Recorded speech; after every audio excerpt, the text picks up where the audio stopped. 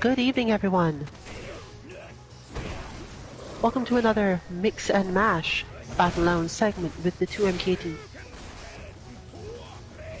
Today we are trying to get more XP, and for us, that means fighting people of different levels than we normally see joining our lounges directly. Also, some different people as a generality.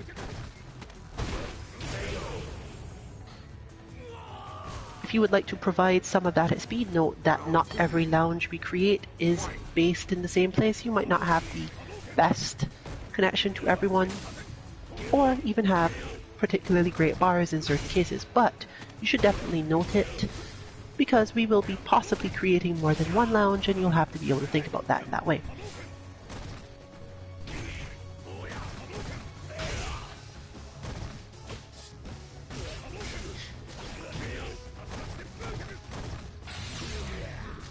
This punish, it does.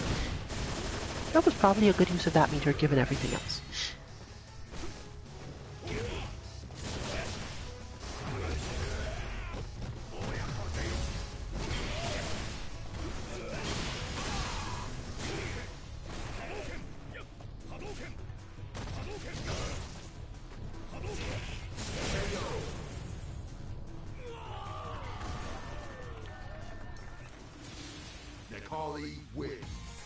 So, your expectation from today's content should be people trying to get minor bits of understanding and experience that they don't normally get for various reasons. Less matches between individual team members for any reason, and many more matches between team members and people who you don't normally see. To the point where we'll probably be somewhat avoiding the other options. Expect to see us bouncing between possibly more than one lounge, although at this point we don't have any plans for that directly, as we would need more lounges to bounce, and we don't have any yet.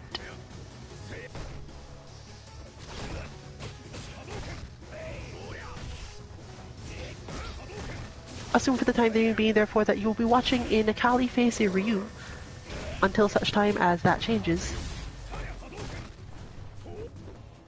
And of course, we'll be talking about various matchup aspects of it for exactly that reason.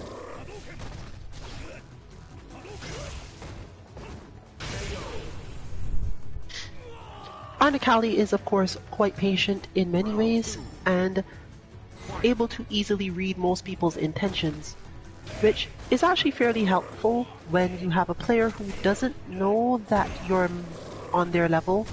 This happens, unfortunately, to quite a lot of people who manage to get into the diamond rank and mostly play, like, I can't say for sure that's what has happened to this person, but it is a possibility.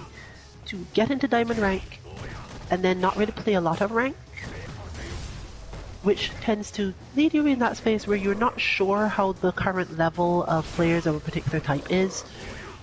And if you got there before the general level of competition was really great, it won't be as easy.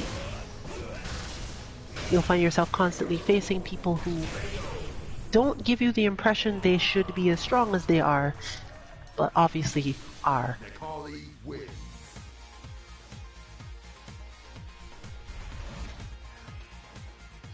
It's good to every now and again play ranked for a bit just to see what your level is compared to the current levels of skill in the game, as this game is a pyramid, and the pyramid does tend to go upward.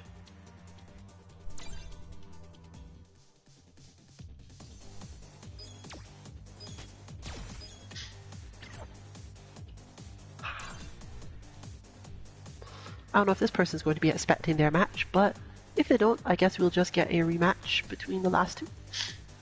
Maybe? Nope. They have arrived just in time. While there will still definitely be at least a couple of matches in rotation there, you should generally assume that if it comes to the point where this lounge is empty other than team members only, that they'll in fact shift. I may have slightly less to say today, more so because my voice is a little off. But probably enough to cover the important things.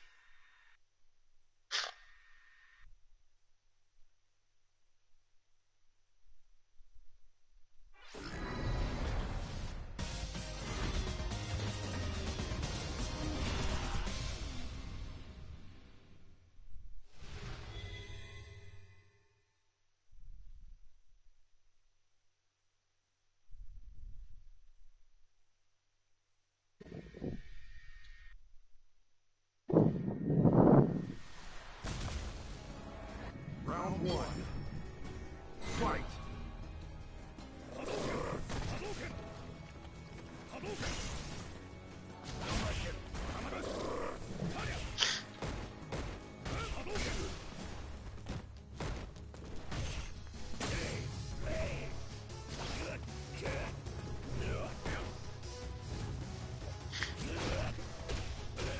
This is a different type of footsies than we're used to seeing.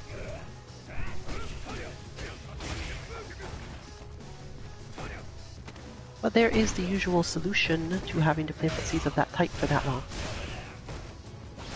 Eventually it is a good idea to just rate the expectation and jump a little bit.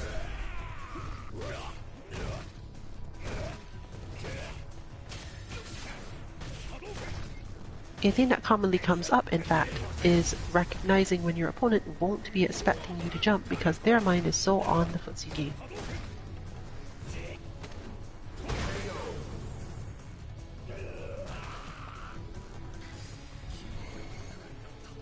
Round two. Fight!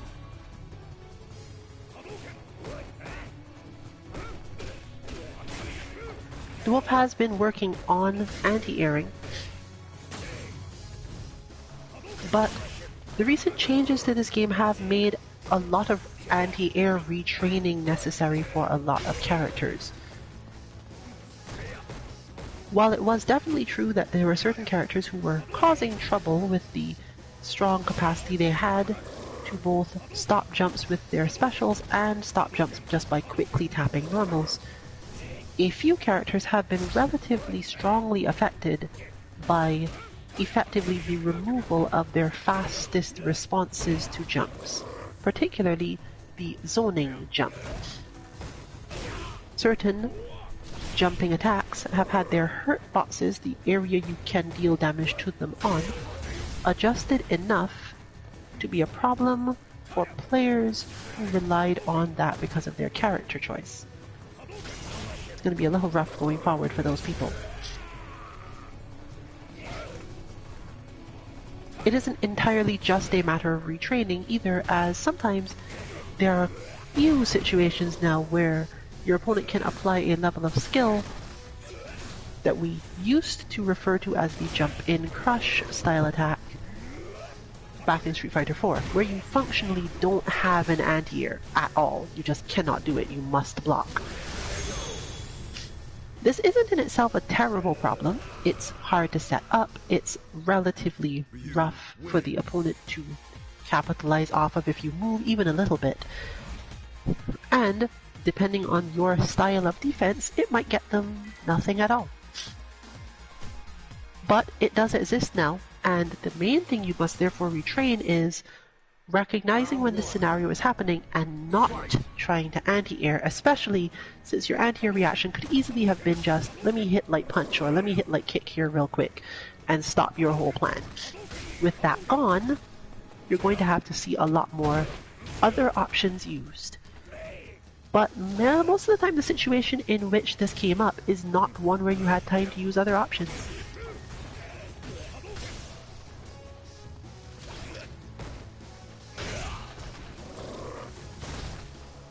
That said, the Wolf is definitely training it more so after that,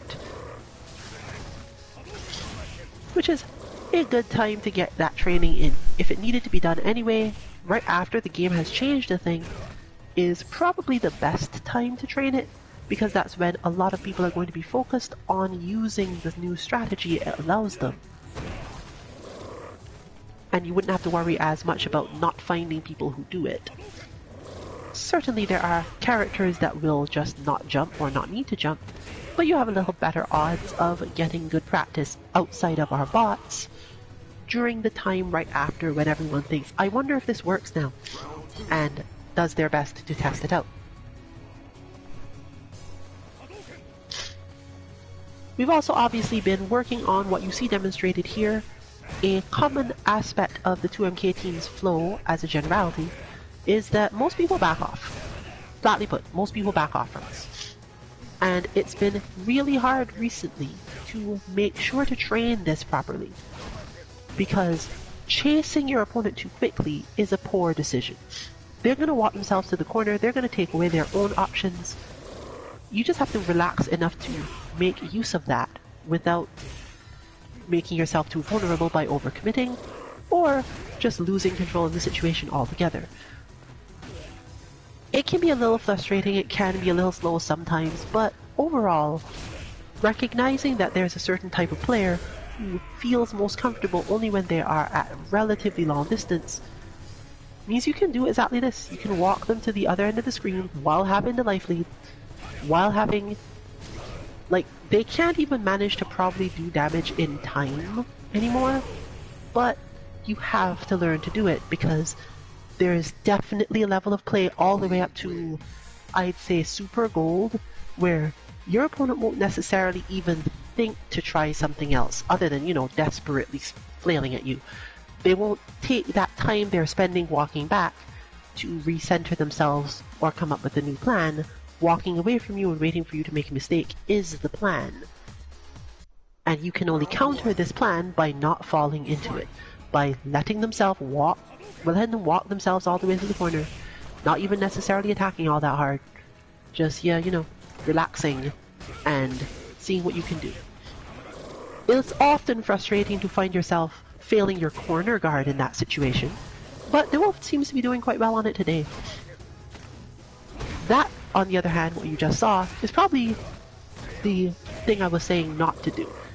Occasionally it's a good idea to still just go a little ham, especially if you're getting frustrated, antsy, bored about it.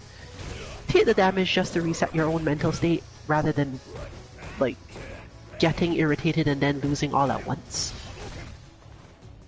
Especially before your opponent has any meter to do anything with.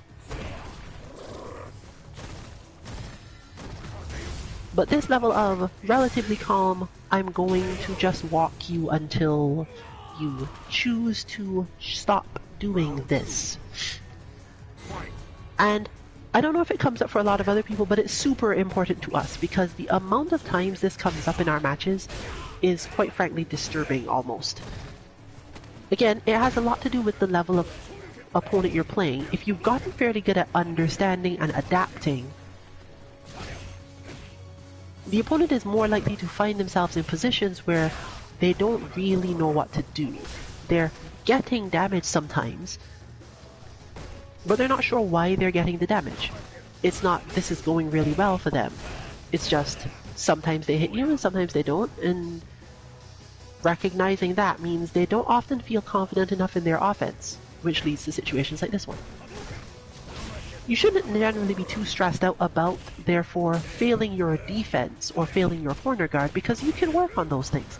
In fact, if you think about it, based on what I've said, that is literally the easiest thing to train at this level. If you've trained all your other stuff and get most people to this point, all you will end up ever training is corner guard. They will not interact with you in neutral, they will not interact with you mid-screen. They generally will not interact with you quote-unquote at all. It's just a matter of, when I've got you to the corner, how well can I keep you there, while understanding and accepting that you have no concept of how to attack me from here, usually, other than just jumping out. Even if they have the resources available, Ryu does have options for getting out of this situation using resources, but it's also often true that if your opponent has gotten this far, they realize, oh, I really don't have much chance here. I've got no life lead, I've got no nothing. They're thinking about how to use that meter to get the life lead back, rather than thinking of how to use it to get position back. And that really only changes around high gold in our experience thus far. In fact, if we are blessed by the previous Ryu, either staying on a similar character, or at least playing. They might have left already. But if we are fortunate enough that they are going to stick around and do that, then you may get to see a good demonstration of it. No, they did not stick. No, wait, no, they did. No, they didn't, because the first one was a Diamond Ryu, who I believe just left. Okay. I've seen this person before. But it doesn't look like they're here to play at the moment, so you might in fact maybe get one match. It's go time. But we're not ready on this side either, so I guess this is going to time out as well, and we'll hope that Funk Master Flame is ready for their match. Hopefully they were on standby ready for it. But if not, it looks like we're in a... Oh, no, there they are. Well, we may not get as much of a contrast this time, but it is helpful because I don't have a lot to say about the Ryu matchup, and since their Ryu is level 0, I don't have a specific reason to believe they'll play Ryu, but if they do, as opposed to some character I have a lot of matchup knowledge opinions on for Nikali, then we'll get to continue talking about this specific aspect of it.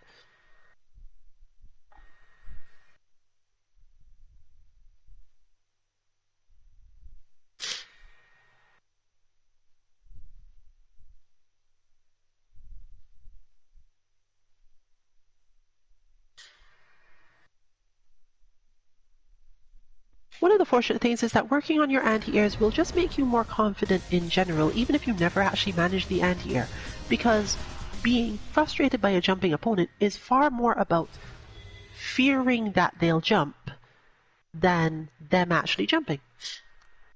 That said, I see a Balrog, which doesn't necessarily mean much jumping is going to happen. It's very difficult to tell whether or not it will, because most Boxer Balrog players don't jump. There's many reasons for this, but as a generality, they don't jump. If you find one that does, they're more often either coming from another character or have a relatively strong concept of why they want to do this and are often quite good at it, and you're not going to be countering a ton of their jumps anyway. But Dwarf has practiced a lot of different anti-airs with Guilebot, I believe, recently, leading to the confidence that I'm specifically thinking about. Understanding of watching for that spacing, not feeling too terribly stressed out in neutral, not feeling like one must reach the opponent, because Guilebot doesn't really let you, like, it forces you to relax after a while. So it looks like we're going to get a reasonably calm match out of this, therefore, with more or less good decisions on both sides and very intentional ones.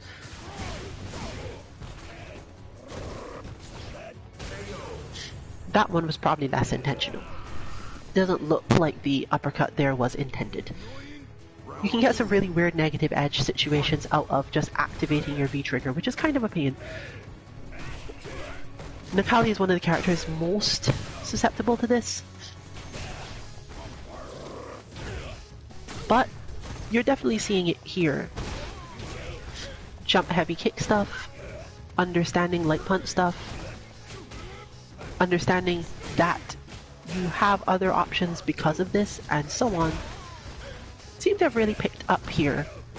So it was both, as noted, a good time to train it, and a really good overall outcome, a big leap in effectiveness, you could say, from the type of training that was undertaken.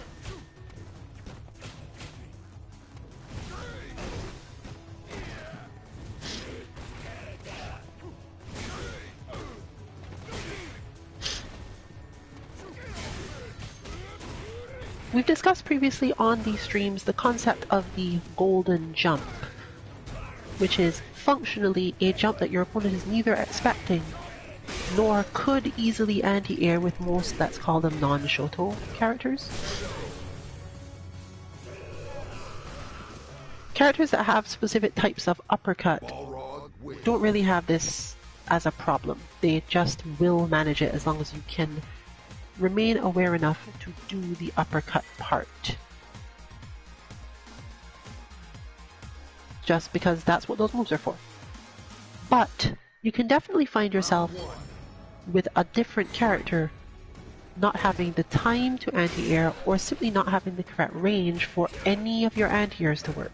There are a few characters in this game whose anti-airs just don't have full coverage, let's say.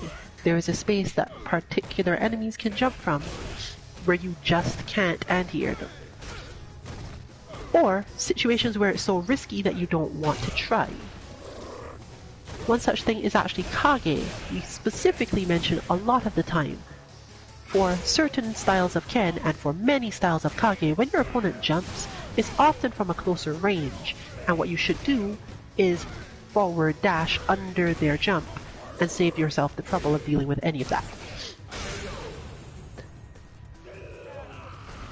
There's other situations where your opponent jumps from really far away with what we call the zoning jump. A character such as Guile or Sagat who have really long reach on their jumping kick, but could still combo if they land it. Most characters don't get much out of their zoning jump.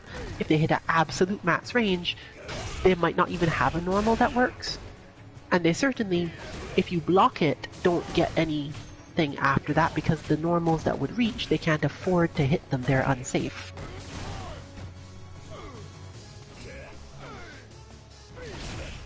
These are often, if you for some reason thought it was going to lead to something else, they're often good points for V reversals because V reversals, when someone jumps at you in your V reversal, it's often baited by following up with a throw that then in some way or another beats the V reversal animation. But since the throw won't reach a lot of the time, depending on your character, V reversal, you just get away with it. Now, not every V reversal can cover this. Still, not mentioning those that won't. But you've definitely got some options on the longer reaching ones or the ones that take a little while to start up and therefore don't extend a hurt box. You'll know if your character has this type of V reversal, it's usually obvious. We're of course not talking about those characters whose V reversals aren't even attacks.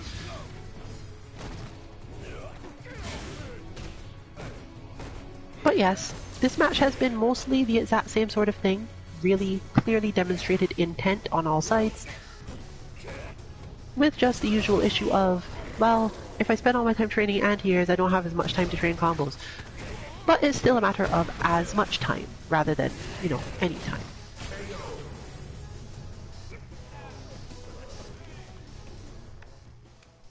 Balrog wins.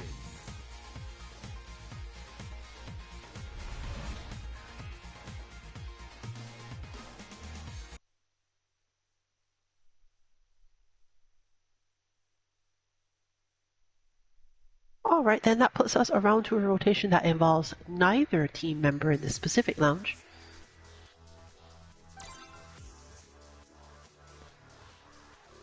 But it means that one way or another it's likely that Kansuki Dynasty, aka Runesime, will be ready in time for her next match, whoever that is.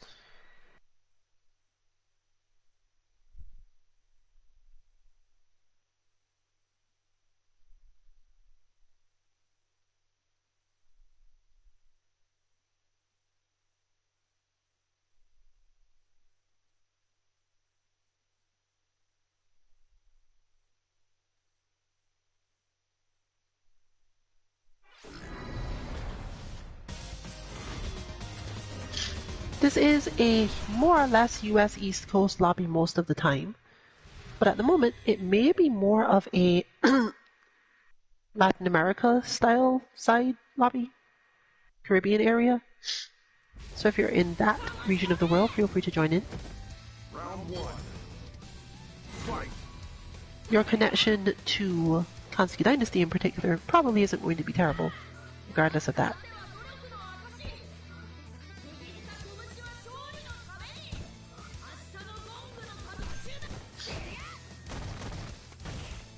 And we are probably much less bothered by the lag, even if it causes a loss, than you are.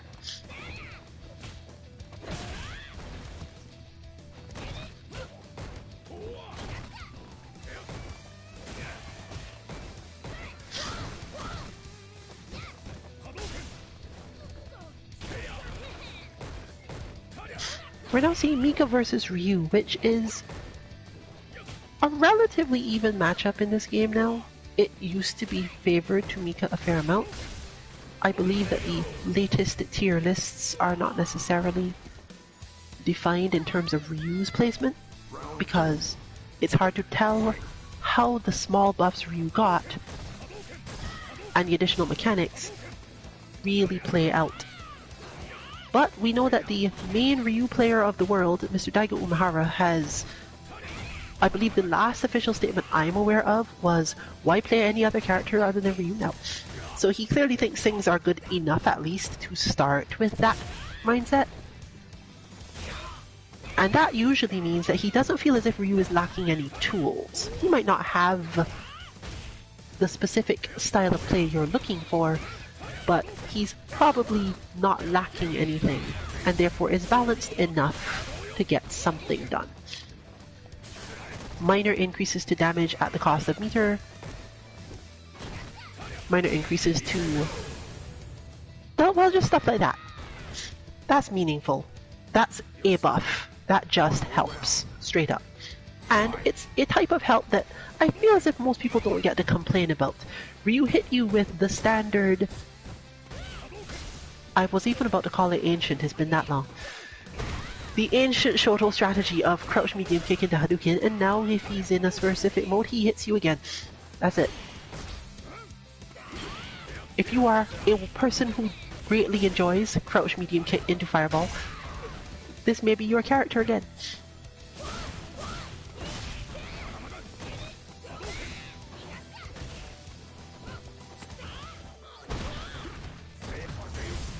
Our Ryu bot does help somewhat with this, but noting that the spacing that this happens at, you can absolutely experience it, but a good Ryu player at this level is rapidly moving beyond the space where you can just punish this move. Most people don't have a move that will reach for this purpose, because Hadoukens are, if you're familiar with frame data, -6, which means that your move must be at least 6 frames in startup. You can find this data just about anywhere. But if you're not familiar, generally this means it's like your medium punch. For a couple of characters it's your medium kick. Most characters no. Some people have specials that start that fast, but they don't tend to reach far enough on that frame. Just because your move has 5 or 6 frame startup does not mean that you can punish fireballs with it, because the first active frame of your move might not reach far enough, and you'd have to wait another 3 or 4 frames before another active attacking frame is available, which means that by then your opponent will block. Or, since it's Ryu, go, I see this coming, and just parry you, because it's like almost reactable when you're primed that much. Most of the time, not that terrible a trade-off either, in the sense that if Ryu was going to hit you in some way, he would have kept doing it. If he has enough of a life lead though, he might parry you and take the risk of this anyway just to get big damage, because he can get some pretty big damage this way.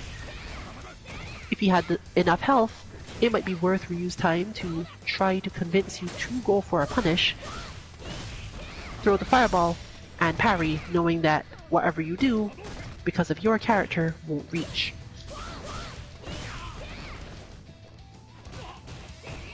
We did definitely see a couple of actual punishes though. And it looks like our Ryu player is doing pretty well, but may have a little less understanding of how to effectively use their meter. If I had to advise them at any point, I'd definitely tell them, focus on learning that. Focus on learning how to use that meter for something, even if it's just like weird EX Tatsu in neutral. Which honestly isn't that weird, it's technically a relatively good strategy for Ryu in a lot of situations.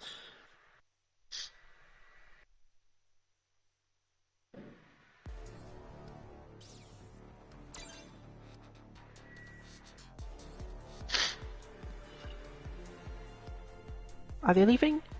Or just responding? It's go time. One way or another, it looks like Hadofan was still not ready. Oh, just responding. Let's do this. Well, we therefore have no idea what character is going to come out of the roulette for this. But on the other side, Karine is almost certainly going to be Karine.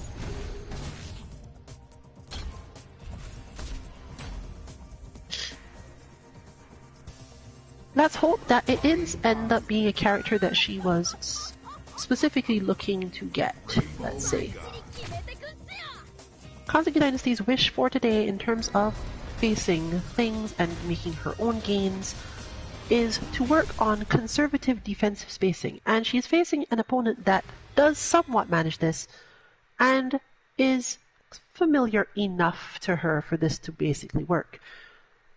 I did not catch the V skill though, because... oh no, okay, V skill 1 is not likely to be overwhelming.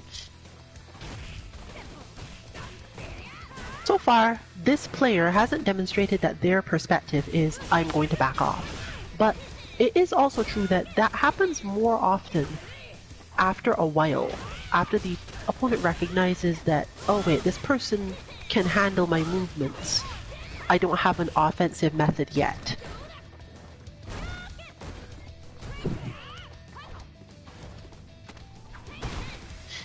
But still note the rat side of it. This player seems to be more likely to stay quiet and wait for the emotional opening than anything else. Now, this is relatively easy for Karine to counter, so I'm not sure we're going to be seeing a lot more of it. She can get to V trigger and have the parry ready. She can do other minor things to get out of the situation. She has a lot of answers to just heavy dropkick in neutral. But she has to be ready on nearly all of them, and it's not easy to be ready for it. That said, basically the moment that she has enough V-trigger and a moment to activate it, the strategy just stops working because you can always be parried. It doesn't necessarily lead to a ton of damage, but it's meaningful enough. And now you have this basically. The situation is now, well, you can't really do that anymore, but it looks like we had adaptation from the other side too. I'm just going to do something else. Not necessarily something that worked out this time, but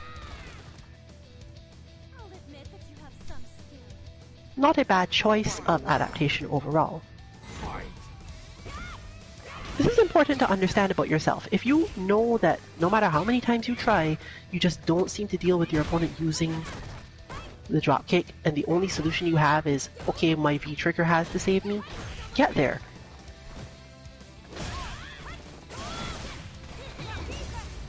And this is important to think about. Don't use your meter for other stuff. Your CA gauge, that is. The main reason for this would simply be using the V trigger to prevent problems only really matters if your opponent thinks it's a good idea to keep doing it. If they have the life lead, it's often easier to convince them to keep doing things because they feel it's less risky. If you have a ton of meter left, you have the stronger capacity to convert out of these situations and quickly even the score, usually in a way that causes a knockdown that lets you put on pressure and not have to deal with the situation again. This is particularly important if your V-trigger isn't one that lasts very long. But Karine doesn't have to worry about this. She can sit on her V-trigger practically forever and just be ready to parry all of the time. Even more importantly, Karine's parry doesn't actually have a attack height concern restriction. What's the best word there? It doesn't care though. It will allow you to parry literally anything. You just hit the button and you parry. This is good because moves that are intended to get you advantage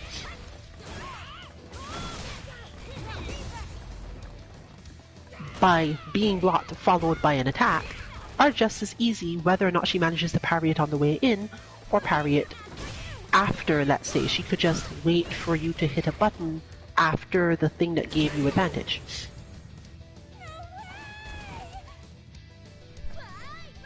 In this case, technically, that's partly why that didn't turn out so great. She had to use meter to get to the point where she could activate the V-trigger without losing a lot of effort and situation usage. And she hadn't gotten too great on the life lead up until then. So this situation is relatively powerfully advantage to the other player.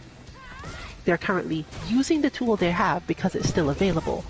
But now we've got a much more even situation. Similarly, because she doesn't have to parry, but could, she can just do it only when she feels that the opponent is really sure to want to do something afterward, and isn't just going to sit there and let her get out of the situation. Even that, which was more so, okay, I'm going to see if this beats your parry by being fast enough, didn't work because it did beat it, but you can't really confirm well enough. There's all sorts of little things you can learn when you stop thinking about how to solve situations as linearly. It's not about always, can I hit my opponent with this move I'm used to doing, or can I land this combo that I'm used to doing. Sometimes you just need to make the situation look different and get a little damage off a throw or something. This one is particularly hard, for example, because, oh, that almost worked. Because the Mika counter from that side worked really well. If I corner you so that you have no options to activate the V-trigger, I don't even need that strategy anymore. But the moment you force me to use it, I'll still be able to. You can't push me off far enough to safely get away with just activating raw. You have to hit me. I have to make a mistake for this to happen. And from the perspective of the Mika player, that's just on them. If they make a mistake in their offense or in their corner guard, whichever, and don't get to capitalize, then that's something they can work on. It's not about, oh, my offensive options have all been more or less shut down by this person's option that they just activate and they have it. That was a complaint about this game quite a lot in a particular era of, well, you've negated my options and robbed me of half my life. Great, guess my round's over. And there were definitely situations where that was what someone's V-trigger seemed to do. Specifically, robbing you of your options in a particular way. Interestingly, this was not often what happened after the V-trigger was activated, but rather specific cancels, such as Cammy's crouch heavy punch into V-trigger, which just, okay, well, there's a ton of damage. And while those haven't gone away, there's some styles of play that allow you to get around them now. But Cammy, for example, is still a character who absolutely gets to do this. She just is less capable of just randomly getting a life lead and then dealing with it that way.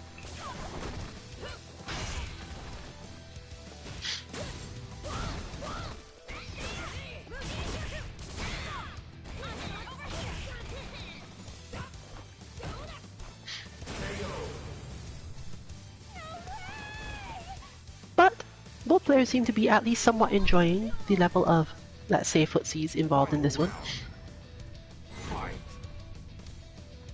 For those who play a different type of footsies, it might be difficult to recognize what Mika footsies looks like. Because Mika footsies is not so much about doing things as it is about waiting for you or the Mika player to move into a position where you can no longer stop something she wants to do.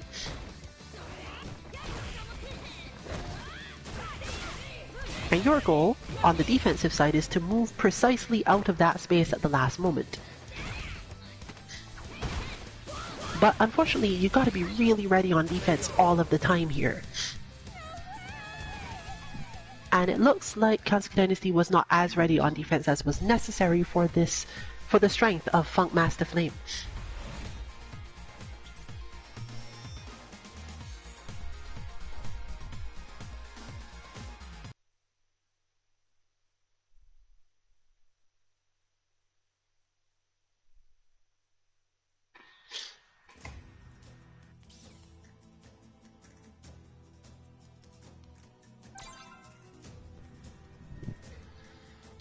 So we're back to Nakali versus whoever they decide to play this time. They've been doing a good run on Mika so far. The Mika versus Nikali matchup isn't terribly disadvantaged to Mika. If anything, the main problem grapplers have with Nikali is that they have to be very bold in a specific, somewhat annoying way. Nikali has enough pushback and control from pushback that it's hard for a grappler to force anything. Nikali will just hit crouch medium punch twice, followed by something else, and you're now out of range to either grapple or win by hitting buttons. Which means you either have to take a step forward, assume Nikali is going to backdash and dash yourself, which only works for Mika, basically. Not even Laura manages this, I don't think. So, from the Nikali side, the idea is basically, you messed up something, I'm going to hit buttons until you can't grab me anymore. The end. And many of the grapplers in the game have a way through this, and that is to make a read on whether or not Nikali will keep hitting buttons and they should armor, or if he's going to stop hitting buttons and they get to take their step. If you play a grappler that has no armor, I'm not sure there is one. I don't think there's a grappler character in this game that has no armor on anything. Because it's so pretty much required for exactly this situation. I am close enough to you to grab you. You could make me not that way by hitting a very specific, predictable series of buttons. If I think you're going to do it, I'm armoring your buttons. Birdie is the closest to a character that doesn't have anything against this, but Birdie is sort of footsies and has other options, and he still can armor. It's just not as helpful sometimes. But you see the wolf already showing what I'm referring to, at least somewhat. If the situation is we're too close together, Nikali's best option is to just keep hitting buttons. Which is why I'd almost suggest, if you really want to overkill this with Mika, you should just use her V skill 2 in this matchup. She can armor with the mic, but I think it's slightly too slow, whereas the V skill will actually parry things, and Nikali's crouch medium kick is not terribly threatening. If you can convince him to throw out sweep, then it's better for you. So overall, she doesn't lose out that much, and this isn't a character really where having the mic is necessarily going to stop him from doing a lot of things.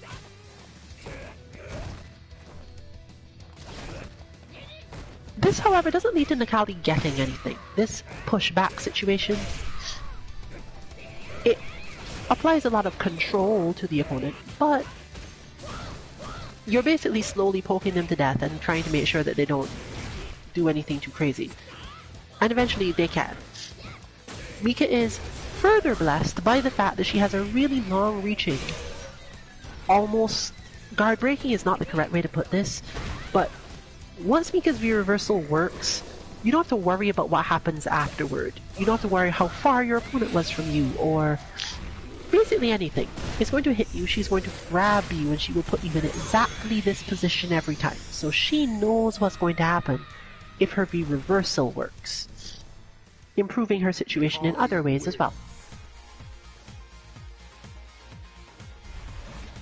So at the moment, I'm mostly just waiting to see Mika adaptations on that side.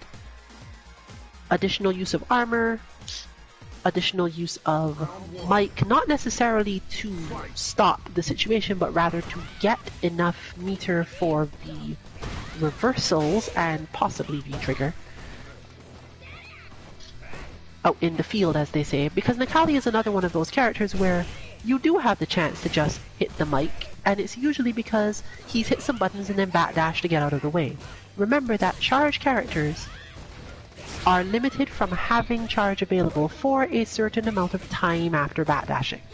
Even with the limitation only being about 10 frames, Nikali in particular can't do much because he has no moves that reach there and hit twice in his normal form. So Mika can just stand there and hold the mic charge for a while, really. Nikali has to walk forward at least a bit, then dash to try to make a grab or something, and he'll probably get stopped by the mic drop when you do. So you can definitely gain a lot out of recognizing that, oh, my opponent is hitting buttons, I'm blocking those buttons, and they're going to backdash out. You can use mic on reaction to this backdash, and usually get a bit of extra meter out of it, and sometimes some good setups if your opponent like panics about the fact that you did it and tries to get in. Most of the time, if you learn even the basics of use of this move, they won't get in.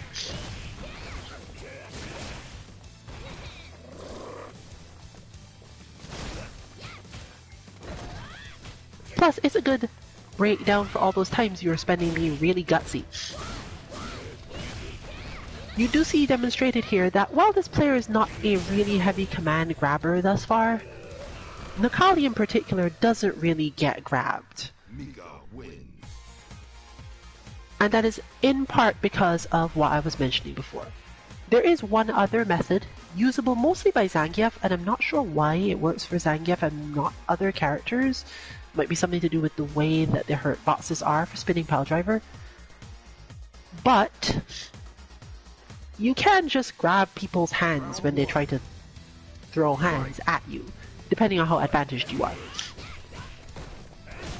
Unfortunately, Necalli doesn't leave you advantaged. He hits crouch medium punch or whatever twice. You're technically no longer you're never at advantage. He just can't hit more buttons. And his other attacks aren't really slow enough. They're not quite slow enough for it to be a good idea to go for it. So, you end up stuck in this position of Necalli exerting quite a lot of control at the mid-range, but not necessarily doing a whole lot to you. Which is why you have to think about all these specific little, how can I use my offensive V reversal? How can I use my V trigger in certain scenarios? How can I get even more V meter to make things work out for me? Because otherwise you're relying on the Necalli player to make mistakes, but it's really hard to make mistakes when all you really need to do is keep on hitting buttons that are technically plus. He doesn't even allow much for creative evasive movement against these buttons, as they tend to strike people attempting to backdash. Many characters you can literally backdash out of their punishes and similar, but Necalli doesn't tend to work that way. I haven't really done much analysis on exactly why, because that involves looking very precisely at his hurt boxes and hit boxes on things. But it looks like they've decided to go much more heavy on the offense here, at least for a little bit. I guess they noted that there wasn't really as much time or space for Necalli to give a heavy response other than like betting on the uppercut, for example. Is that gonna work? Yes. It's also important to learn that once your opponent has done that, and you've realized, okay, I've got meter, now I can stop you, they're thinking the same thing and they're probably not gonna do it again. It can be hard to get around that frustration of, alright, you've been pressuring me for the last 16 seconds. I have meter now. Hit me again, I dare you. You're going to get baited. That's what that's for. Especially because your opponent wasn't thinking all that hard or that stressed during those 16 seconds. They were calm and comfortable. Most of the time, the pressure they're using isn't even meant to open you up. It's entirely there to keep you from moving for 16 seconds and be annoyed. But it looks like the result has gone in the favor of our Necalli today. And while we did definitely see both the adaptations required and the use of the meter, there's still more to it. You can think of it, if you're used to playing other games, as a boss that requires multiple skills to beat. Playing better, gaining one more skill, will definitely make it a better fight, but it won't necessarily be enough to win. That matchup does get really interesting at higher levels, to the point where I'm not sure at high levels, because we don't see a lot of high level Necalli anymore in the first place, I'm not sure what they want in that situation. Who is it that wants to change character when faced with this? I'll look into it, but it's harder to tell that sort of thing without watching a lot of tournaments because in ranked, if you just look for high-level ranked or even casual matches, you're not going to get to see that part of it. The player doesn't change character midway. Alright then, we are back to the Wolf versus our previously backing off Ryu, who has seemed to have recognized that won't work by itself and incorporated more jumping. The question is whether or not they've built up the required skills for the jumping. And when I say skills for the jumping, I mean understanding this is the time to jump, this is the button to hit, this is the time I shouldn't jump, this is the time I shouldn't hit any button, even though I did jump. Those sorts of things are really important. The Wolf seems to be mostly ready for the jumps, more so on the maneuvering side than the anti-airing side, which, unfortunately, does indicate that they don't quite have it yet. When your opponent is mostly outmaneuvering your jumps, or only taking damage from, like, you jumping at the same time and them getting hit by your medium kick or something in the air, it's usually a sign that your jumps are a little too predictable or spaced incorrectly. So they may not be getting a ton of damage off of you when you do jump, but make no mistake, it's not. They're just waiting until they can get more most of the time. Or they're trying to do what the Wolf is now doing, setting up a situation where you will jump and your jump will be wrong. It's very important to recognize when you're jumping too much that your opponent will simply use a block string that will put you at a point where you can be anti-aired or punished in some serious way, and then deal with you. That is the thing that Nakali is again particularly good at doing. But in this case, Ryu does have a lot of advantages in the air against most of Nakali's buttons of that type. So, we're definitely not going to see as much of the I'm setting you up, I'm countering you, I'm definitely going to beat you because of this jump that you're doing coming up. And Nakali doesn't have a lot of really good uses for meter in those situations either, so the tables have turned. The Wolf is now the one who must specifically apply a slightly untrained skill in order to get through this situation. Nakali's jumping heavy punch is likely to win out here. Round one. It holds some vulnerability to other characters, let's say. It's much less likely to be used in a lot of matchups. It looks like they got one win and then went back to backing off somewhat, but no, there it is.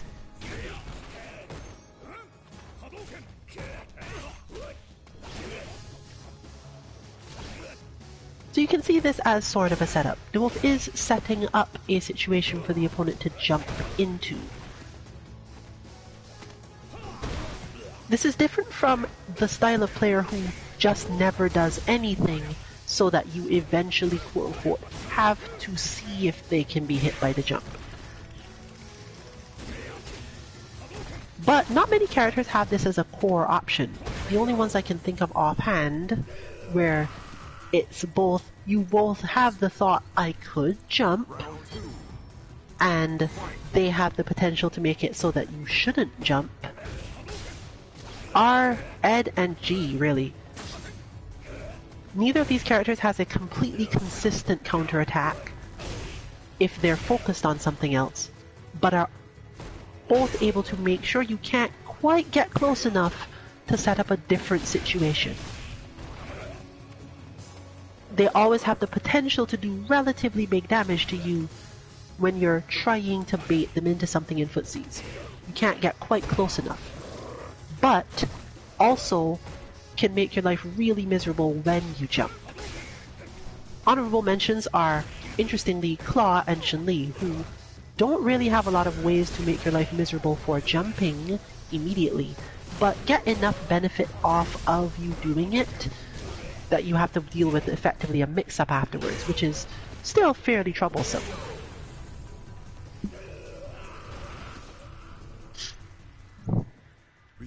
But it looks like the wolf has more training to do of this type.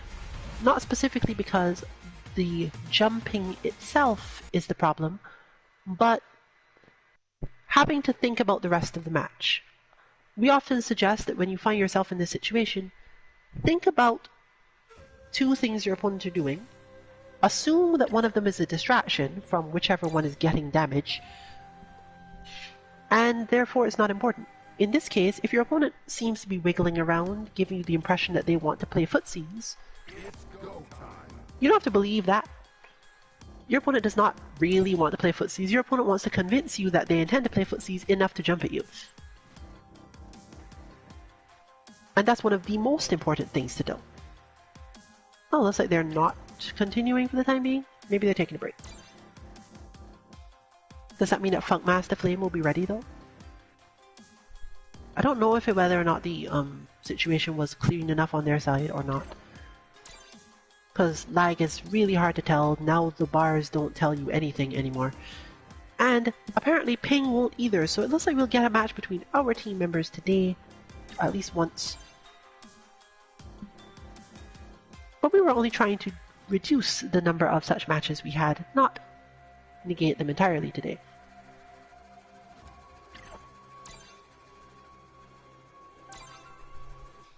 Let's do this. The wolf's training for anti-airs comes up more so because, for the most part, the team doesn't jump, or if they do jump, you're probably not going to be safe trying to anti-air it. At least 50% of the time, them jumping at you is meant to try to get you to try to anti-air and either fail or do minimal damage while massively increasing your stress. For the most part, team doesn't jump because they think they're going to get damage by jumping. Interestingly, this is the one matchup where that technically isn't true, because the way that Necalli-Kareen matchup works is that at a specific range, Necalli can't move toward Kareen without opening himself up to be jumped on, particularly a cross-up. Round one. And Fight. due to executional difficulty, it's really hard to do the cross-cut anti-air or even to land the standing light punch in that situation. But there you see another one demonstrated. That jump was entirely about, okay, I'm going to jump in front of you. I'm not trying to jump in on you. I want you to anti-air me or do something so that I get to hit you. But there is another component to this. There is a moment where if Kareen thinks Necalli is going to advance in any form, her action is, I'm going to jump. And this is one of those things that handles itself, because if you are reasonably sure that your opponent is going to be moving on you, if you are fairly sure that their concept in mind is offense, then you are also reasonably sure that they're probably not going to anti-air you. There are very few characters in the game where I'm going into offense now is also, oh, and I'm going to be able to or ready to anti-air you in the middle of that. I think it's a total of 3 people. Ed can do it because Ed has a lot of options. And even that is relatively inconsistent in terms of this is going to be a functional anti-air. Akuma can do it because if you understand enough about how to do Akuma jump stuff or fireball timings or similar, it's definitely a thing. Offense and stopping someone who chose to jump at the same moment can often be the same thing. And Chun-Li can do it because air legs. I'm both coming forward and preventing you from jumping. Nothing else comes to mind immediately. Everyone else has, at some point, a choice between I'm advancing and I'm ready to defend myself through jumping.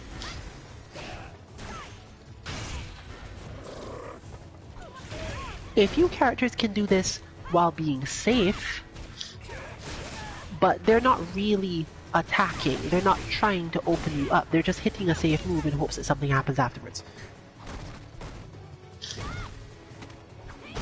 You have those outliers like Abigail where they can't necessarily anti-air you for just the air part. They have a parry that allows them to hit you or stop you if you happen to jump and also hit a button. But you could just jump without hitting the button and probably get a big punish out of a lot of things. Even Bison Dictator. If you're not familiar with how Devil Reverse works, the distance he travels on the downstroke of Devil Reverse is punch dependent, and we're not exactly sure how, even now, but the kick button you use to go up also affects this very slightly. So, even though they may look all the same or that they might get you, Bison is doing two different things in those situations. It's literally, I think you're going to jump, and I want to maybe stop you from jumping while still hitting a safe attack. So I'm going to hit light punch, then hit then medium punch for my Devil's Reverse. Or, I'm going for offense now and I want to mess with you. I'm going to hit medium kick into light punch from my Devil Reverse. One of them will stop your jump and the other one will not. So if you are not familiar with the Bison matchup, please bear in mind that for the most part, if you are getting Devil Reversed constantly, you feel like you can't jump and that your opponent keeps on getting to hit you, it's seldom that both of those things are true at the same time. Bison is doing the same move, but in different ways, and the changes in the hurt box to the move do give you an opening. You're just gonna have to experiment a lot with it though. We try to work as much as possible into our Bison, our Dictator bot, but I would have to build a much more dedicated one than we've got now for you to get every option. It has the main ones though, and the main ones apply to most characters who have to try to anti-air Devil Reverse without an invincible move. Because the other set of people needed more so timing, and therefore didn't quite need as much precision in what the bot does.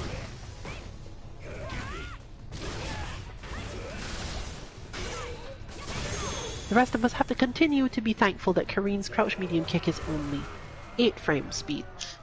Because if it were any faster, I think she would destroy half the cast. And by many people's feelings, she already does that, so it would just get worse.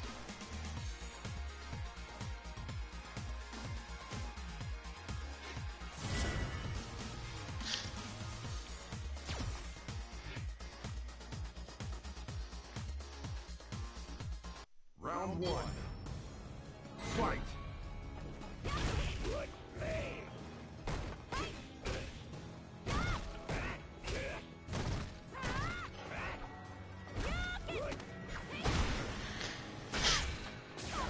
Well, I've been talking for an hour, and we've generally learned that me talking for an hour about dense enough things is about the limit of attention for the most part.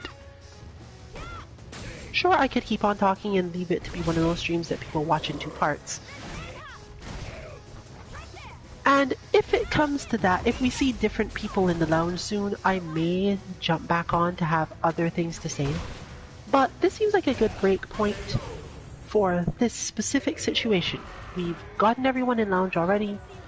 There's a bunch of stuff I've already said to think about.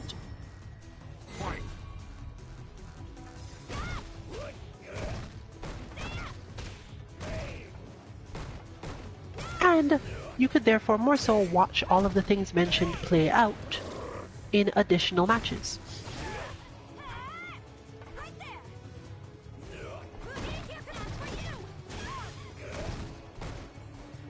So for now, you should assume that as of the end of this match, whatever outcome it has, even if it's Kareen winning and moving on to fight people that she hasn't fought before, or characters she hasn't fought before for the day, generally still assume that until new players show up, the stream is going to become silent, and therefore if you're watching on our archives on YouTube, that will also be silent for probably the rest of the stream.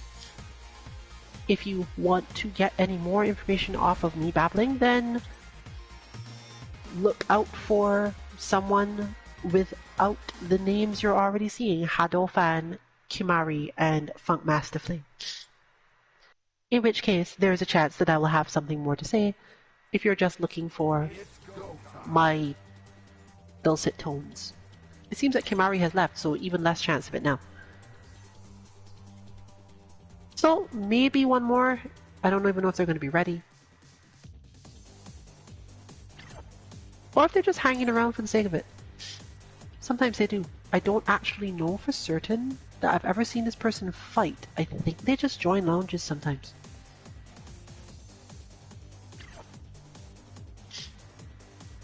But it looks like we are actually kind of not in that situation. But for now, let's have Kansuki Dynasty drop the back and give it one more go. Because if they're done, well, not much to do on that front. Our goal was to get specific forms of XP today, and fighting each other is, as noted, not going to do it. Therefore, if we've gotten to the point of them taking a break, unlike our other lounges, this lounge doesn't close when we leave it. They're free to have as many matches with each other as they need to. For now, we're heading out of here for now, and that allows Kansuki Dynasty to go look for opponents of a specific type to fulfill her original goal, since she should be somewhat fresh, having not played a very large amount so far. Let's see if there's anyone that I recognize.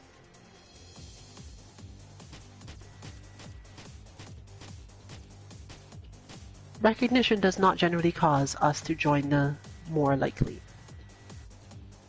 Anyone will do, huh?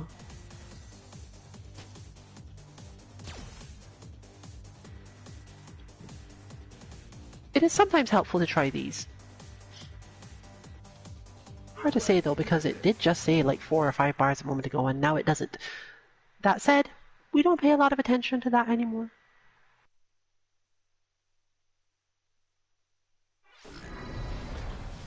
Someday it may be clearer what meanings this has.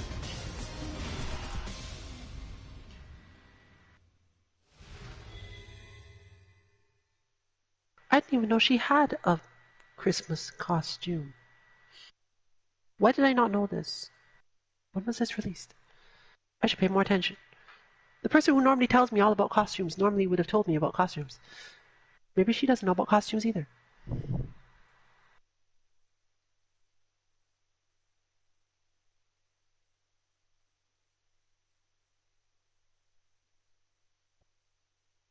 Round 1. But it looks like we might get a brief analysis out of this, therefore. One of these characters is very familiar to Kansuki Dynasty, and one of them is really not.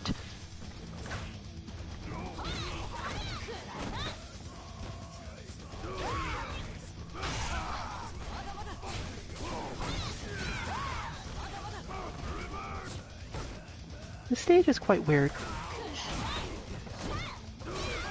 There are certain team members that have opinions about both the accuracy and functionality of this spin gravity ring. But now looking at it, it doesn't actually look as off as it was described, so maybe it isn't.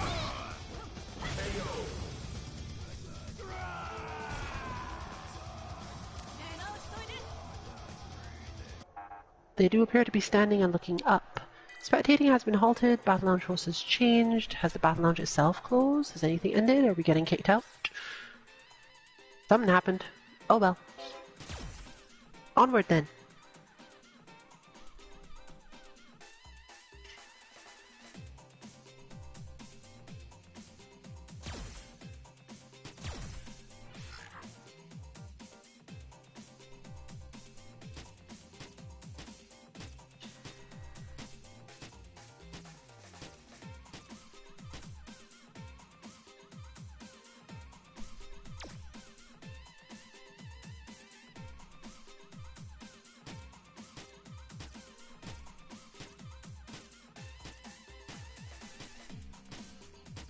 As I was saying before, no, we're not more likely to join because we recognize the person. In fact, technically it goes the other way. We join people we don't know first, and then when you're down to, okay, well, I've got no one else but these people I already know, we'll join them. And that's how that works. So you'd have to request it. And if you were going to fight us specifically, then you would have just joined the other one, wouldn't you? We're switching therefore from time of creation once again to similar league standing.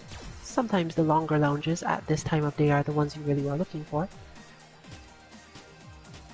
But even so, I think the Wolf's Lounge is relatively old and still has that.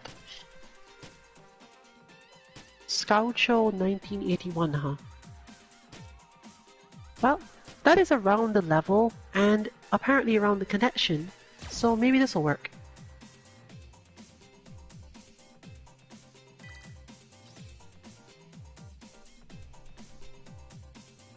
Let's do this.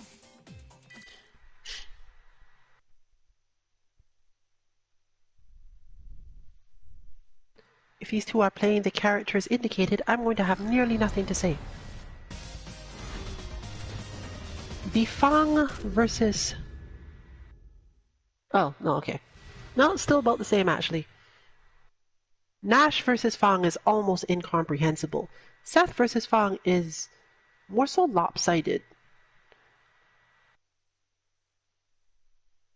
Fang's defenses rely a lot on things that Seth has a ton of tools around, especially if the correct V skill is chosen.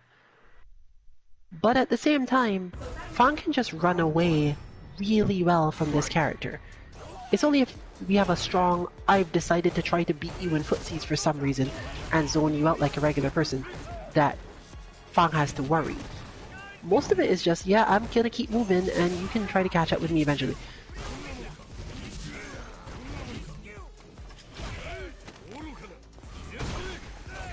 But, as the Fang player, you're not going to get any damage doing just that, so you have to do some of this. Some amount of... I think I get to keep hitting you for a little bit here, and don't have to move. And then you just basically try to figure out when that's done with, and get out of dodge. This player seems to have really strong defense though, which is kind of helpful in this matchup, because Seth can't really open up Fang in a way that leads to a whole lot. Then again, I feel as if Seth has this problem with a lot of characters, and just manages to deal with it by having massive amounts of output. Round 2. Fight. Round 1. Fight. So, for now, I'd say watch when the Fang player decides to go for mobility, and when they choose to just defend everything.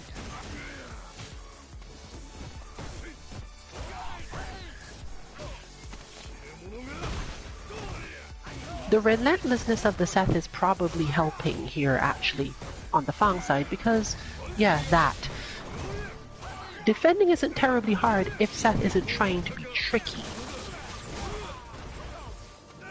If the Seth player is mostly familiar with Seth from the perspective of, this character does damage, I should do that, then it's relatively easier to deal with it in this case, from Fang's side.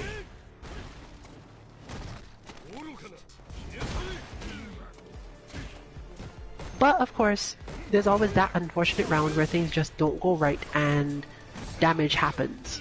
And once damage starts to happen, I wouldn't say give up, but your chances of winning the match get really small because of so much of what Fang does to win this matchup has to do with minimizing damage taken more so than controlling space. Blanca has the same, let's call it, problem. Fang normally wins by attrition in the first place. Having a character that isn't so great at opening you up, but then also does a ton of damage, is a really nice win condition for Fang, because it's one of those few cases where you get flatly rewarded. The longer you can play solid, the better your chances of winning, period.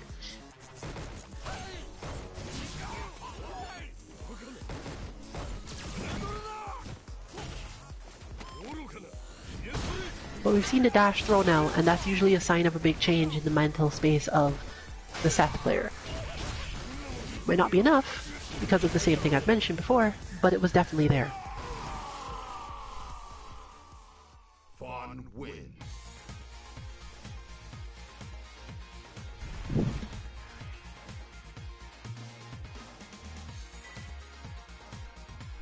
Kazuki Dynasty has some really simple ways of dealing with both these characters. They both involve heavy kick. For Fang, you mostly just hit heavy kick in neutral and use it for pushback, because once Fang is out of your face, out of a very specific position on screen, Kareen has a lot less to worry about. Seth might be different now, because Kareen did have a functionally unpunishable sweep that caught Seth out of nearly everything before, but those aren't the properties of the sweep that changed. The ones that matter anyway. The sweep is not necessarily a whole lot more punishable to Seth than before, in the positions we're talking about, and being overall more punishable might not be enough, since Seth relies so heavily on conversions. If the punish button that Seth has gained by the nerf to Kareen's sweep does not convert into anything, she will take slightly more damage over time from hitting it, rather than, well, I guess I can't use this tool anymore.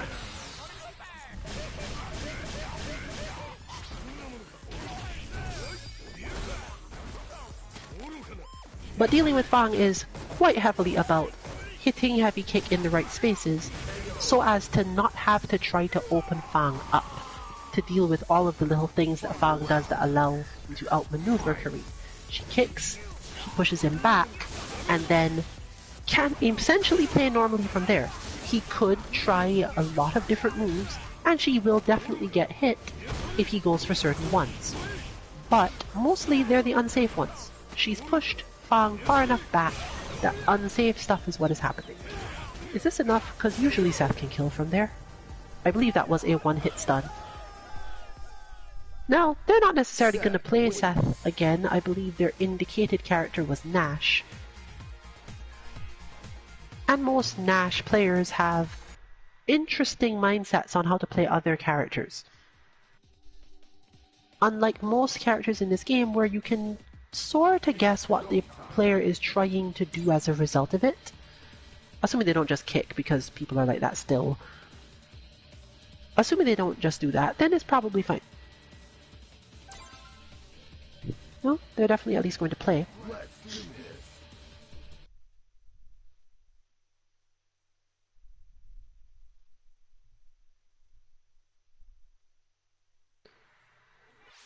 So it's very hard for me in general to predict what a Nash player will do when given basically any character other than Boxer, i.e. Balrog. I can tell you what Nash players will do when given Balrog. This is totally out of my league now. Although the characters are similar, the difference in tool set between Ken and Nash, it's basically going to come down to how much do they know how to do on Ken.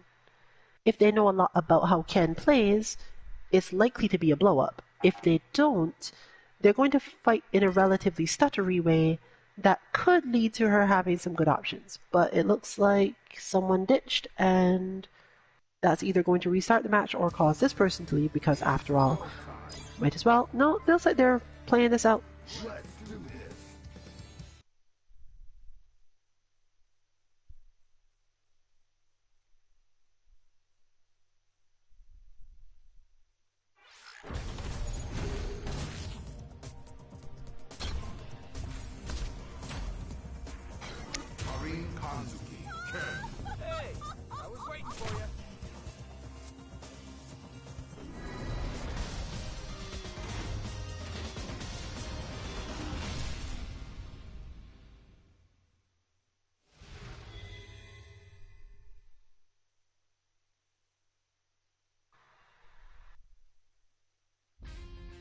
Round one. Fight. Alright then. So once again, we do have to deal with this aspect of it always first. Kansuki Dynasty has a fairly good idea of how to play the Ken matchup, but she isn't usually patient enough to play against high-level players playing Ken, because this often involves them backing off, as mentioned before. Understanding I'm going to walk you down because you don't have every Ken option, you're not necessarily a Ken main, still requires a lot of being on point, of not necessarily trying to play footsies, because your opponent isn't necessarily trying to play footsies yet. It's not time for footsies in their mind. You have to convince them. That's a better way to put it.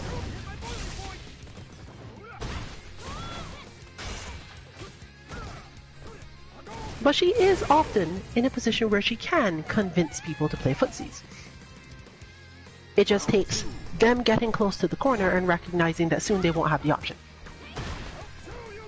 But you can definitely see that sort of thing already showing up. Specifically that if Kareen knows you're going to jump, or are trying to get a specific point, that Mayokin will almost always do exactly that function, which is a pretty good thing to be able to count on.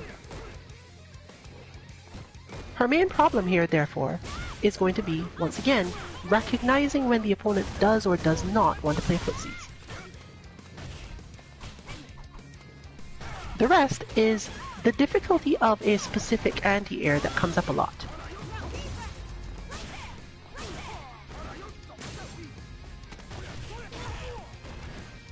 But either way, she's mostly getting what she aimed to get out of this. The opponent will attack in ways that she must learn to respect in specific instances and be conservative about. You lose.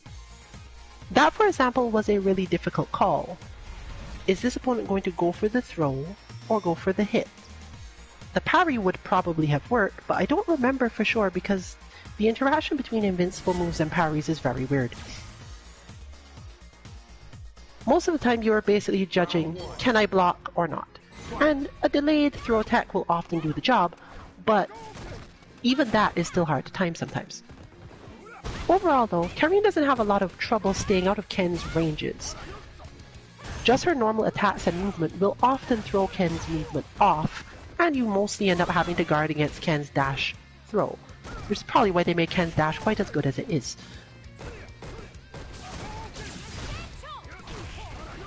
Good spacing on that. But part of the thing to use to counter the dash throw situation is to not get yourself put into a defensive state by being outside of footsie range. This is really weird to say, but you're better off in these scenarios just not even thinking about blocking. The damage Ken can do to you from those positions is small enough that you might as well just kinda stand there. Ken has a lot of wind up to his big damage, basically. You don't really have to deal with it.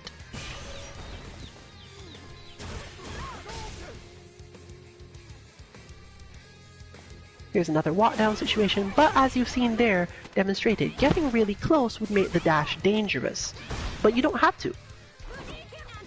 Ken doesn't get much out of it. He has to stand slightly further away for various reasons. And therefore, you don't have to fear the dash if you never moved quite far forward enough for the dash to catch you. Ken, on the other hand, is not willing to just let you walk up to dash range and then dash on you, because one, you're ready for it most of the time, and two, it's otherwise troublesome for him. There you go, for example. You can see it really easily demonstrated here because that's the counter, and it's fairly easy to recognize that's the counter too. Kareen has a lot of other moves that allow her to move in and out of the space without having to worry about it. So there's a very specific range she wants to be at that counters Ken's dashing and his jumping without necessarily putting her in a big risk situation. This kind of means something odd. One of the main things Kareen cares about when trying to deal with Ken, pressure-wise or otherwise, is that when she gets the knockdown, not to stand in that spot. In fact, if you are watching on our archives, you can go back a couple of matches to the start of this and see it happen really easily and quite often. Getting the knockdown, not going for pressure, but standing in the wrong place, often leads to, okay, my opponent is probably going to start to play neutral again because I've moved to this position. And no, they just dash and throw you, because that's a reasonable thing to do. If you were ready to check the dash, great, but if you're not trained for that, then you're not going to get much out of it. They're going to get knocked down and then take the situation to themselves. For example, standing right there was probably not great.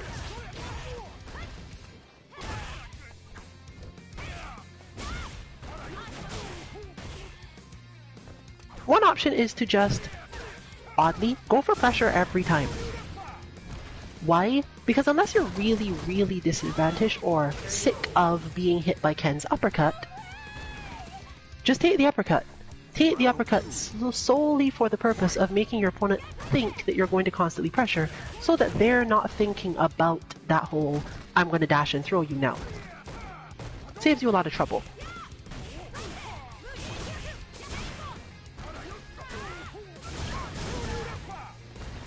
So in this case, this is almost a better situation. Karine doesn't really fear Ken's stuff that much. She could be reversal him off in certain situations and so on.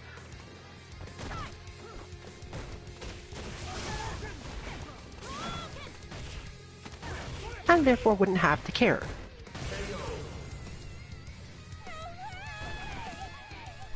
Most players will deal with this by doing dash, up, crouch, medium kick, but if you're really stuck against Ken, just reversal this particular medium kick.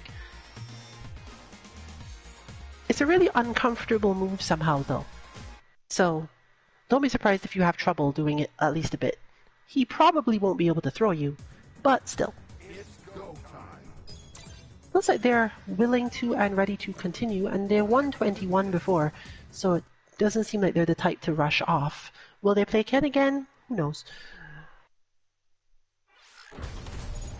But in answer to the original posited question, do they know enough Ken for it to not be stuttery stuff? The answer is technically no.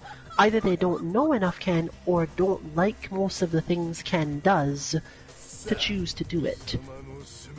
And seems like they've gone back to Seth maybe as a result of that. I don't like to make assumptions about why players do things or the levels of skills they have available to them. But we do know that their Seth also showed signs of that, at least from my perspective. Their Seth isn't crazy, I know every trick and setup Seth. It's closer to basic Seth, which means that the outcomes mostly have to do with, can I hit sweep at the right time, and do I know which move gen to use? The rest of it is mostly about control of positions, which is not terribly hard for Karine, but it does often result in the match going really differently based on whether or not Karine gets cornered, and how ready she is to do an anti-air.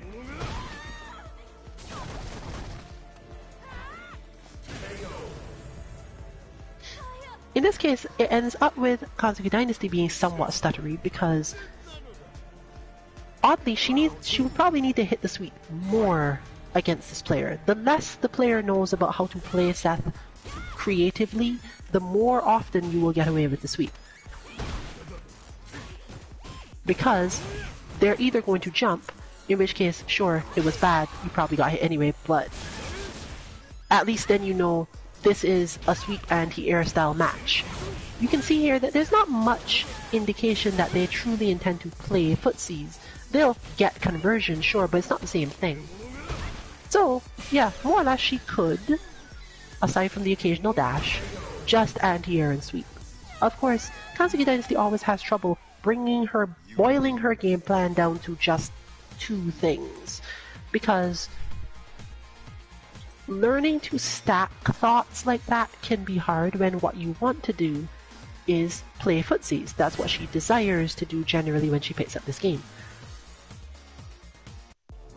But to then tell someone, no, you only get to anti-air and hit sweep, that's all you can do for this matchup, is stressful.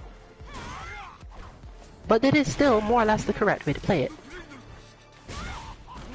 I guess adding in Mayokin can't hurt too much.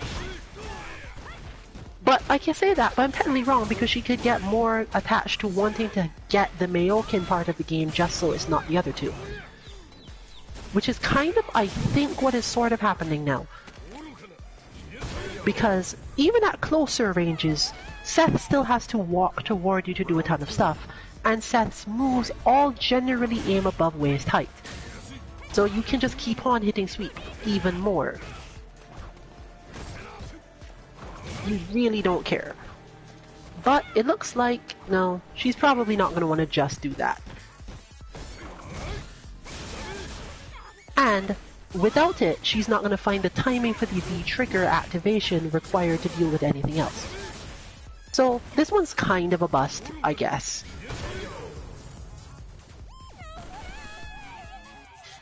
Unfortunately, it's always kind of sad in these types of matches because this type of player doesn't tend to... Because they don't necessarily think you're that strong. They switch to a character that isn't as strong. You can beat that character. Even if you know how to beat the character they were playing, unless you can demonstrate it, they tend to switch back to some other character and not actually continue playing the character you know how to beat long enough for you to settle into actually being able to do it. Which is a relatively stressful part of playing in battle lounges, and ranked is obviously worse because you never get to fight more in the first place. So I'm not expecting to see Seth again, but maybe we will.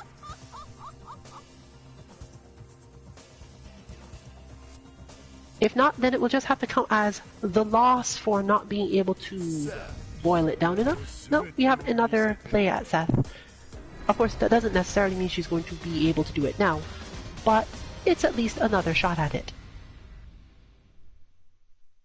Karine can also do Orochi things in this matchup, but it follows on. We've mentioned this sort of thing before. You have to do 1 and 2 until your opponent is so convinced that 1 and 2 is enough to beat them, that then 3 becomes a thing you can do.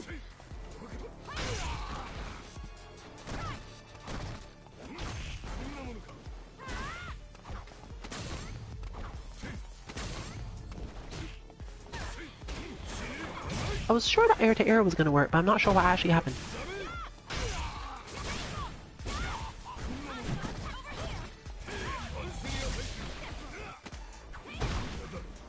The good part about this from Karine's side is that it really doesn't open her up much to Seth's big conversions, which is one of the things you care about the most when your character only has 900 health. But Seth does not in fact have a really good zoning jump. In fact, one of the easiest ways to tell if a character's zoning jump is actually good at zoning jump purposes or not is, can Karine stand heavy punch anti-air it? If she can, it's not a great zoning jump.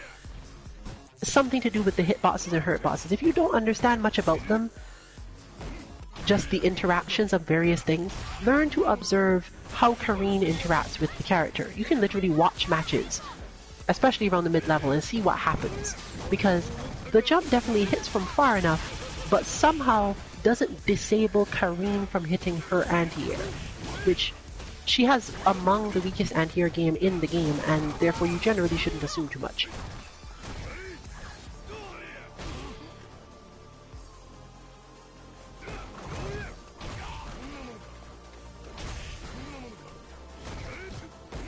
I sometimes feel like Capcom didn't think through this aspect of this character enough, because watching Seth lose entirely to Karine Sweep always feels a little silly.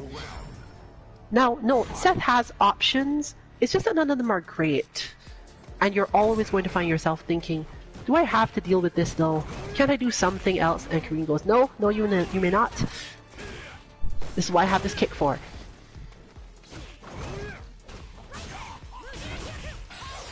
I think the worst part of it is this specific aspect, though. Eventually, it gets stressful on the Seth side, and that means it's likely that Karine is going to get to do more things. Here's the worst part of it. If you get hit enough, Karine will build up V-meter, which means you can't jump at all. Even your tricky jumps will just get parried because they're, like, visually obvious. So, I don't know. I don't necessarily think this matchup is terribly disadvantaged to Seth, but it is pretty simple for Karine. So, hopefully I will see a different version of this at some point, and someone will teach me what Seth is supposed to do here. But I don't really feel a deep enough connection to the character to look beyond the frame data and the hitboxes, and this is the answer that comes up if you only look at those things. Round 1. Fight!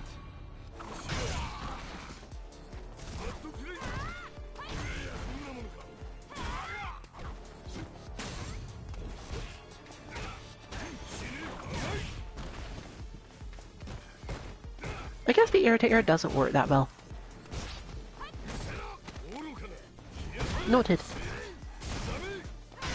This is, after all, a Super Platinum player, which means you're watching them adapt to the fact that this works from the Korean side in real time. They're thinking about this. I assure you they're thinking, how do I deal with this? How do I get around this? While also, you know, dealing Seth damage. Drop combo, but that was likely to happen because that's just how that works. After someone has dropped the combo, you generally get the parry.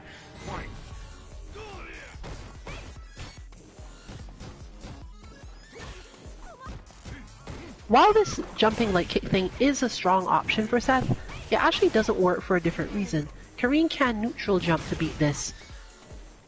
I don't remember which button she hits, but I know she can neutral jump to beat it, and it's really annoying. There you go. This has to do with the fact that Seth's hurt box then starts to go under things and get hit afterwards and a bunch of other little things you care about. So it's just adding more stress even. Nice conversion on that though, to solve the problem.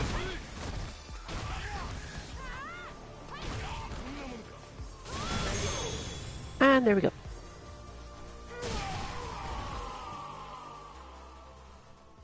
You win.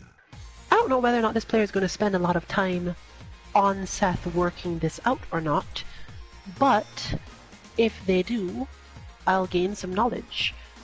But I may not comment on that knowledge because it would be in that stage of my understanding where I wouldn't necessarily feel confident saying this is how this works or this is what you should do. I wonder if we should pick grid just to like... Yes, we probably should pick grid. Normally we don't specifically choose to pick grid, but in this case, since they're also using the grid to measure distances, well, grid alternative I guess. The grid alternative. You can do this for someone, although this might be kind of overkill because they might not keep on playing Seth, I just realized. If they do though, it's best to have it here because this is how a lot of people are able to then use replays, measure distances at small ways and figure out what they really needed to do. So, if you're watching this on YouTube, I think we usually have comments open, and you know how this is supposed to be done from Seth's side, please feel free to add it, because I would like to know. It could always just be, well, my character does a lot of damage and I just need to figure out how to make that happen, instead of dealing with all this. Which is valid, it just seems kinda sad, in a way. There's a bat dash out of pressure, but Karine beats that too. It's harder to beat, but still doesn't really, like... Yeah, still beatable. A little too beatable in my opinion. Right, that doesn't matter, because you don't care about that specifically happening. That was, I want to play footsies now! Karine can, in fact, make this a little bit easier on herself by dash blocking sometimes. Not dash throwing, because you will almost always be checked on the dash throw, but dash block isn't so bad. Seth does, however, have decent enough pressure that it won't necessarily help you to do.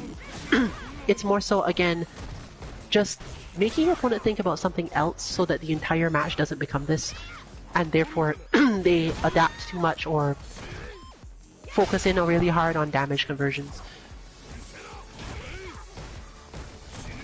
If you are the Karine doing this, please remember that you probably don't need your V-reversal and should convert as soon as you get the option from all of that meter you get. Yeah, use the V-trigger. Seth has tricky jumps that you can be caught by that are almost all parryable on reaction. And the one that isn't parryable on reaction isn't advantaged to Seth, so you end up just blocking it and everything's fine. You could also parry it on a read and be even more tricky or scary.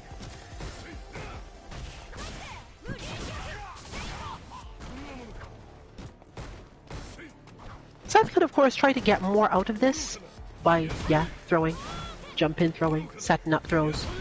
But Karine doesn't care enough, and I feel that that's really where this falls down as a general strategy. She has too much damage conversion, even for a character with so little health against a character with so much damage. You don't have to care. And the better you get at teching throws, the less you care. Worst of all, Kyurine does have an invincible move, so if she decides to just, you know what, no, I'm just going to uppercut and hope for the best. Because taking multiple throws is one thing, but getting the advantage on an opponent who's already stressed by managing the uppercut is psychologically a lot more effective than letting yourself get frustrated, more or less.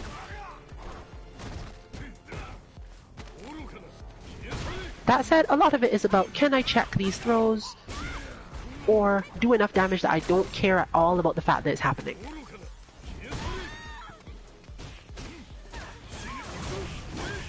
Once you're in the corner, things do change. But then there's that. As I said, Kyurine has multiple ways to beat the whole jumping like kick thing that have to do with back jumps and neutral jumps and a bunch of other options. So, while this is definitely not a bad set of matches, particularly if this player is getting anything out of it in terms of knowledge, it's probably good overall, but note that they haven't reached the point yet. If you're watching this as a Seth player and thinking, this seems unfair, how do I even deal with this? This thing that they're doing now isn't the correct end answer that will actually lead to you getting wins off most Kyurine players. This is a stopgap that works partially because the Kyurine has to be much more practiced at dealing with all of the little bits before it resolves the problem. You lose. And it's quite likely that if this continues, we're coming to the end of stream. It turned out to be long and I turned out to keep talking.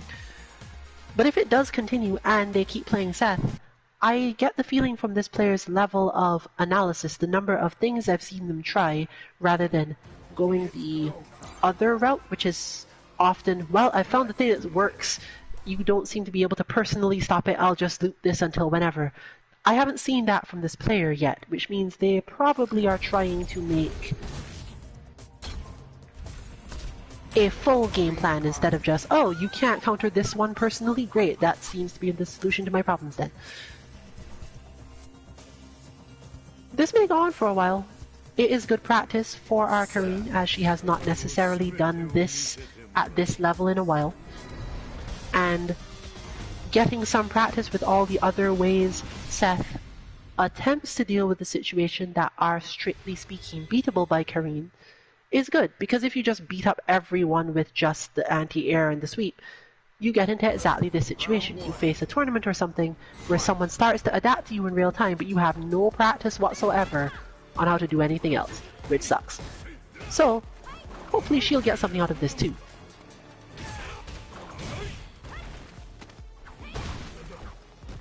But it looks like they're planning to continue, at least for now.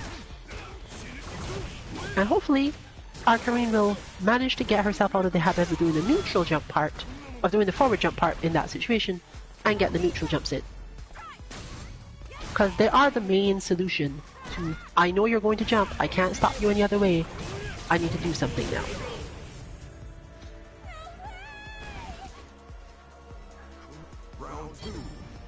As a Seth player, remember that Kyurine players are often thinking similar things about the unfairness of your character. Why do you just do so much damage all of the time? Literally all of the time. I don't think there's a single touch that Seth has on Kyurine that doesn't lead to quarter health damage. Just the basics are, well, there goes that.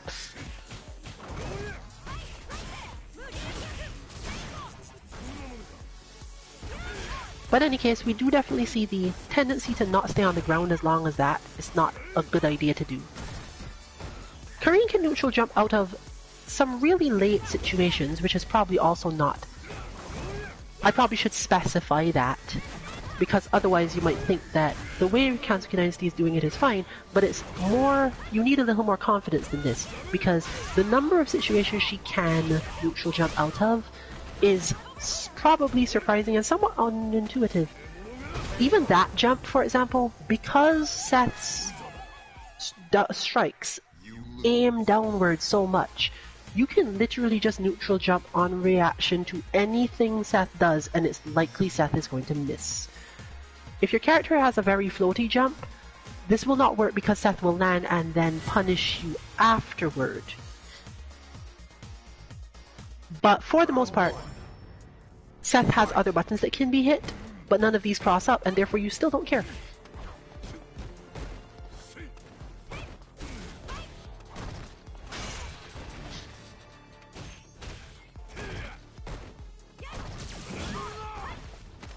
That is one solution that I didn't think of before, and probably a good one.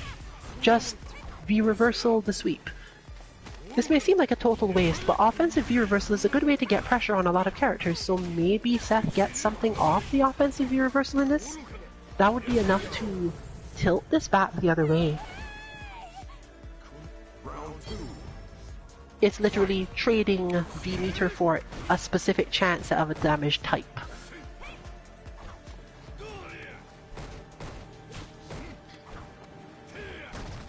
Yeah, it's going to be hard on her for a while because she is focusing again on footsies on an opponent who has long stopped playing any form of footsies. I think the last time I saw a footsie button that was actually intended to be a footsie button was complete. Like, they're just not even bothering to challenge the sweep anymore, so she doesn't need to sweep.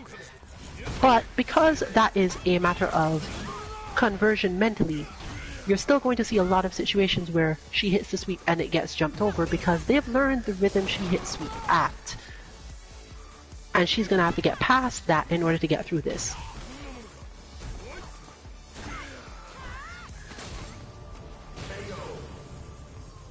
That looks like it's going to be the challenge that carries us forward, assuming that this even continues, but for now, our stream is over. You're going to probably have to get any information on how that worked out in the end some other time or by testing it yourself.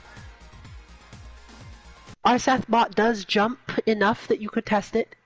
You can find that at our website 2-mk.org. Sethbot is not terribly difficult.